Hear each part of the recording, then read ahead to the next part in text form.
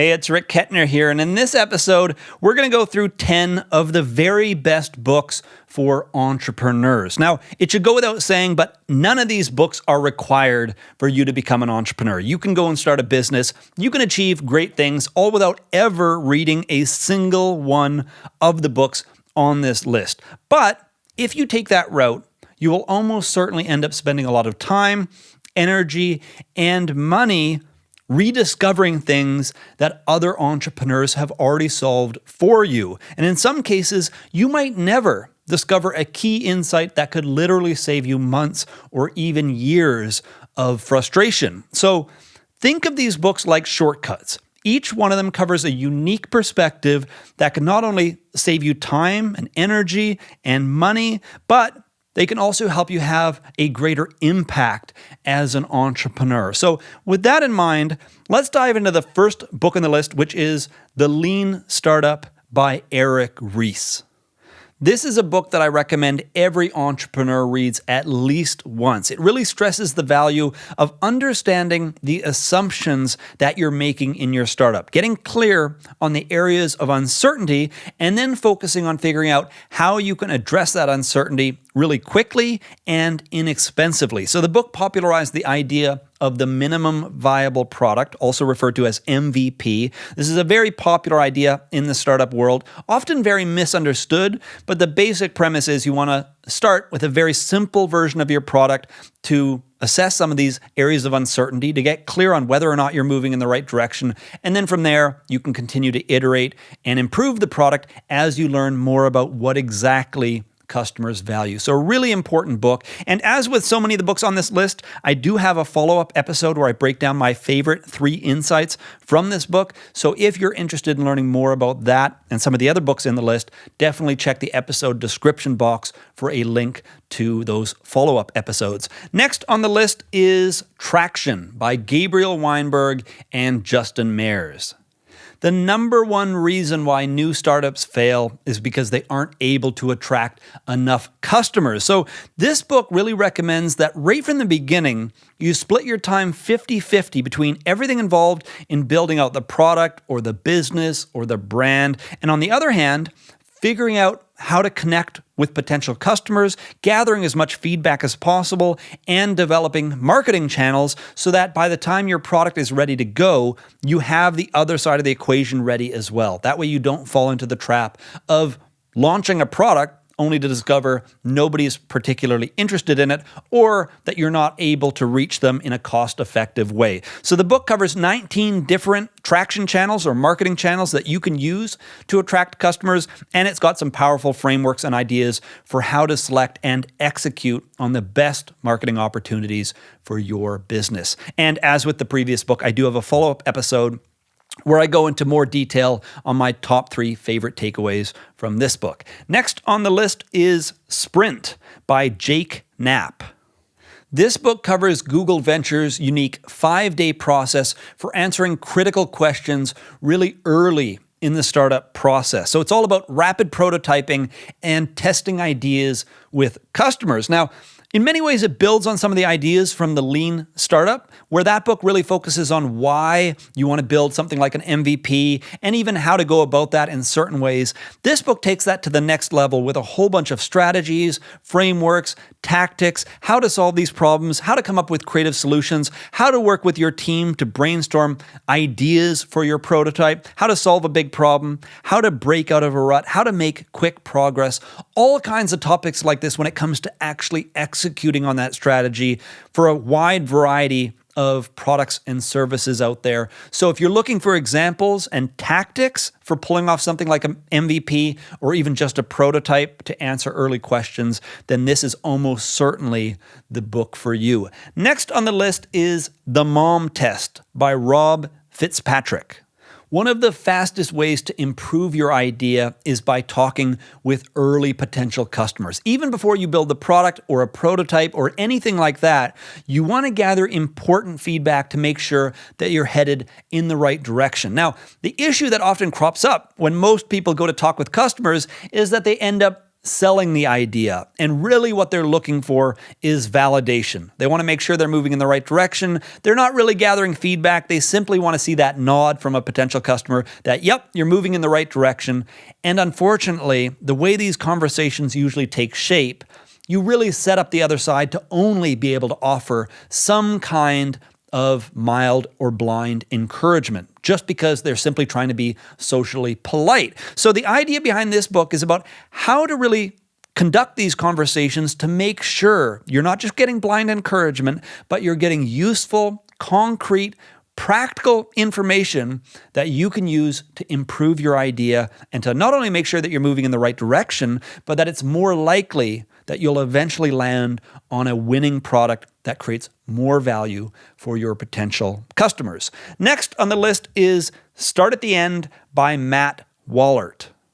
This book is all about how to build products that create change. And as the title suggests, it's all about starting at the end, getting very clear on how you want to see customers use or engage with your product or your service or whatever it is that you're building. And once you know exactly what it is that you want people to do and how you want their behavior to be changed by the product, then you work backwards from there and design the product in such a way that that outcome is more likely. So the book explains the intervention design process, or IDP for short, and how to create a product in such a way that you can alter the behavior of your customers and make it more likely that they will benefit from what it is that they purchased. And of course, this can result in all kinds of benefits, from more positive reviews, word of mouth referral, repeat business over time, and just generally, if you're doing this right, a much more happy and engaged customer.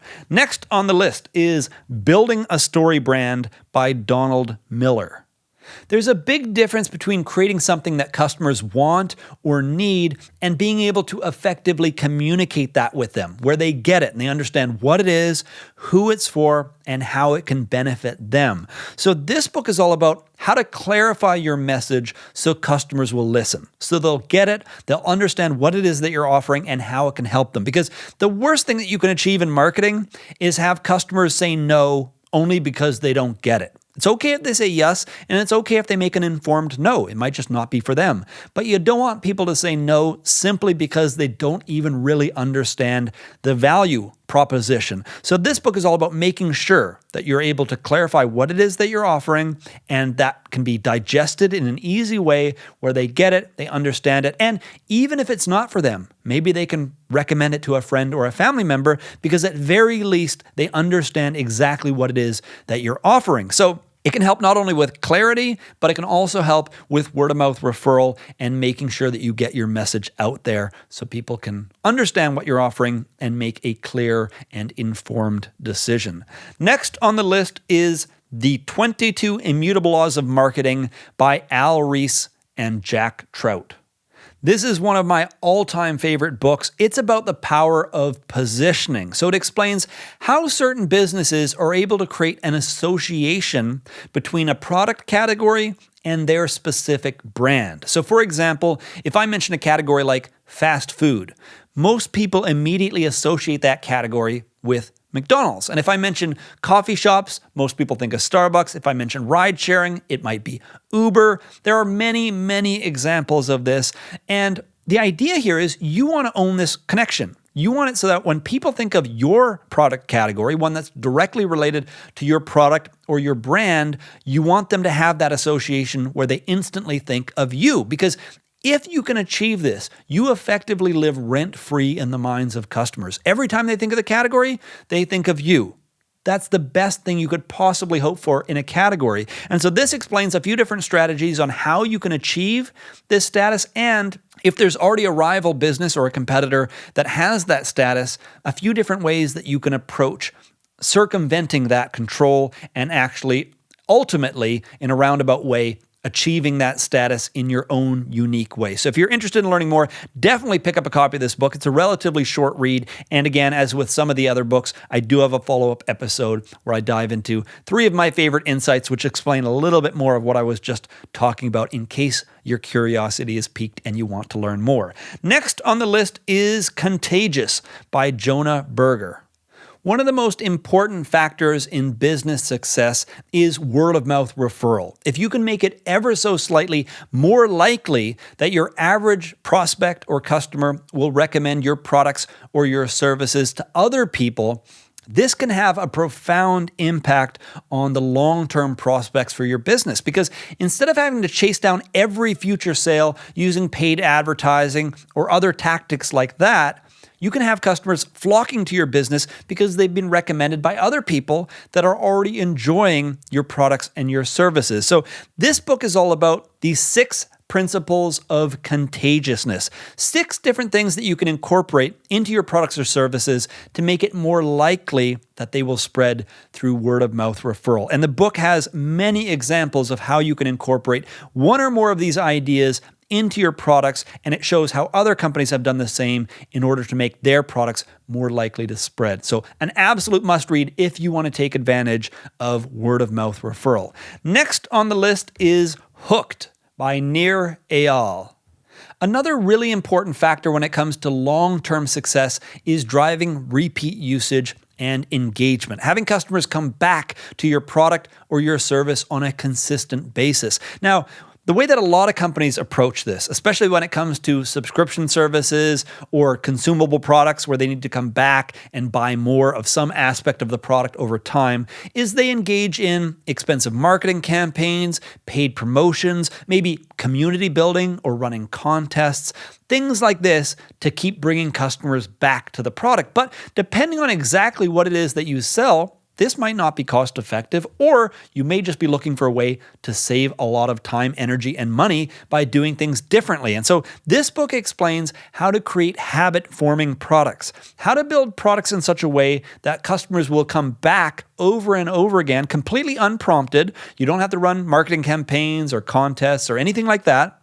They come back because they develop a habit around using the product. And so this book explains the hook model, a 4-step cycle that involves trigger, action, variable reward, and investment. And if you can incorporate these elements properly into your product or service, this can result in completely unprompted re-engagement where customers just keep coming back. They cycle through this loop over and over again, and they come back without you necessarily having to spend additional money.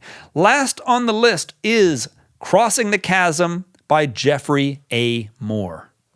This book is about how to sell disruptive products to mainstream customers. And the reason why it's so important is it explains the different kinds of customers that you will almost certainly encounter throughout your journey as an entrepreneur. So 2 examples that I'll give you from the book, among several others that are covered, include early adopters and pragmatist mainstream customers. So early adopters represent a relatively small portion of the market, but these are people that love to try new and interesting solutions. So if you're bringing a disruptive product to market, something that causes customers to have to alter or change their behavior, whether it's technology related or it's just a new approach, early adopters love these kinds of solutions, and they're more than willing to try them out, but they're a relatively small portion of the market. Whereas pragmatist mainstream customers, what they want are proven, complete solutions. They don't want to try new things. They're looking for the proven solution that other people like them are already using. And so a book like this explains these different kinds of customers that you will likely encounter, and perhaps most importantly, how to cross the chasm from early adopters to pragmatist mainstream customers, how to shift from this small audience that loves new things to this much larger audience where much more revenue, many more profits can be earned by appealing to what they value. And it's a very different audience with totally different values. So if you want to understand how to navigate these waters, how to understand the differences between different kinds of customers you will almost certainly encounter, then this is an absolute must read.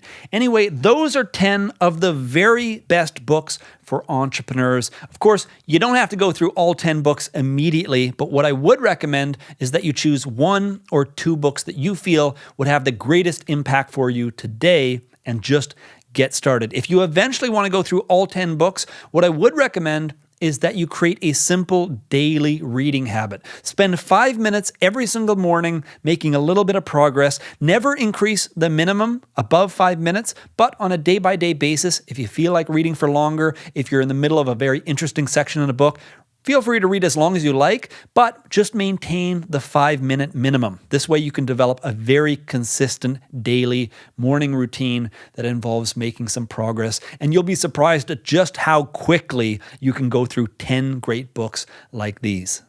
That's it for this episode. If you have any questions or comments about anything that we covered here, let me know down in the comments section below. If you're listening to the audio edition, I'll include a link in the show notes so you can use that to go over to the video edition and participate in the comments section there. If you're interested in more content like this in the future, I recommend that you subscribe or follow my updates on social media so you don't miss out on future episodes. Thank you for tuning in, and I look forward to connecting with you again in a future episode.